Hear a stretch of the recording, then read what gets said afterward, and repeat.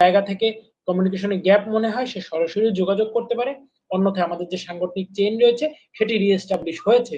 হয়তোবা কেউ নিরাপত্তাজনিত কারণে নাম্বার পরিবর্তন করেছে, আপনার কাছে না থাকলে আপনার পাশের ইউনিয়নের কোনো বন্ধুর কাছে আছে, কেউ জেলা পেন্সিলের নাম্বার খুঁজছেন পাচ্ছেন না, সে তার পাশে আপনার ইউনিয়নে হয়তো বা কারো কাছে নাম্বারটি এখনো পৌঁছেনি, আপনি আপনার পাশের ইউনিয়নে যোগাযোগ করুন, অবশ্যই আপনি পেয়ে যাবেন।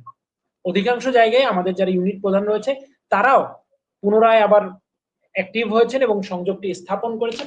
আমাদের যে চেইনটি, সাংগঠনিক কাঠামোর নেটওয়ার্কটি, আমাদের তো কয়েক মিলিয়ন নেতাকর্মী, এই মিলিয়ন মিলিয়ন নেতাকর্মীর মধ্যে আমাদের যে কাঠামো বা ডেকোরাম বা চেইন ছিল সেটি স্রষ্টার পরম কৃপায় আবার আমরা পুনরস্থাপিত করতে পেরেছি এবং বঙ্গবন্ধু কন্যা দেশরত্ন শেখ হাসিনার যে নির্দেশনা ছিল, তার যে ডিরেকশন ছিল, এবং এমনকি আমরা খুব অবাক হয়েছি, আসলেই চোখে জল চলে আসছে, চোখে পানি চলে আসছে, আমি দুঃখিত।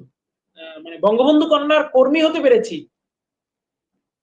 তিনি 5 আগস্ট থেকে পুরো আগস্ট মাস জুড়ে আমি এবং প্রেসিডেন্ট কিন্তু আসলে কমিউনিকেশনের বাইরে ছিলাম নিরাপত্তা জনিত কারণে।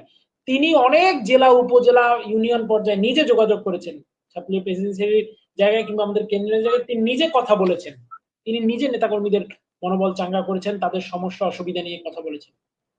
সত্যি আমরা গর্বিত, আমরা বঙ্গবন্ধু কন্যা শেখ হাসিনার কর্মী, সত্যি আমরা গর্বিত, আমরা এমন একটি সংগঠনের সভাপতি সাধারণ সম্পাদক হিসেবে দায়িত্ব পালন করছি যেই সংগঠনের নেতাকর্মীরা